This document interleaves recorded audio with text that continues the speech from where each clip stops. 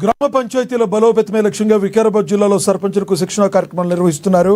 పరిగిలో జరిగిన కార్యక్రమంలో జిల్లా కలెక్టర్ ప్రతీక్ జైన్ పాల్గొని సర్పంచులకు దిశానిర్దేశం చేశారు. అధికారాలు, బాధ్యతలను తెలుసుకుని ప్రభుత్వ సంక్షేమ పథకాలను ప్రజలకు చేరవేయడంలో సర్పంచులు చురుగ్గా వ్యవహరించాలని ఆయన స్పష్టం చేశారు. ఒక వారు ఉంటే కొద్దిగా ఊళ్ళో పట్టుబడి ఉంటుంది, వాళ్ళు కొద్దిగా కంట్రోల్ తోటి పని చేయగలుగుతారు, చేస్తారు, వాళ్ళు కొద్దిగా ఇంట్రెస్ట్ తీసుకొని పని చేస్తారు. నేను కూడా 3.5 years రంగారెడ్డిలో ఏసీఎల్పీగా పని చేశాను. అప్పుడు 560 గ్రామ పంచాయత్స్ ఉండేది, ఆల్మోస్ట్ 16 మున్సిపల్ కార్పొరేషన్ పెద్ద ఉన్న జిల్లా అది.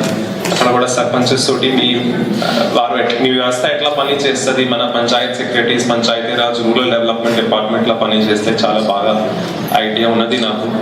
సో మీరు కూడా అంతా కృషితోటి మన గవర్నమెంట్ చాలా నిర్ణయాలు తీసుకునే ఉంటుంది. ఇప్పుడు గవర్నమెంట్ అన్న ఒక శాశ్వతమైన వ్యవస్థ ఒకటి.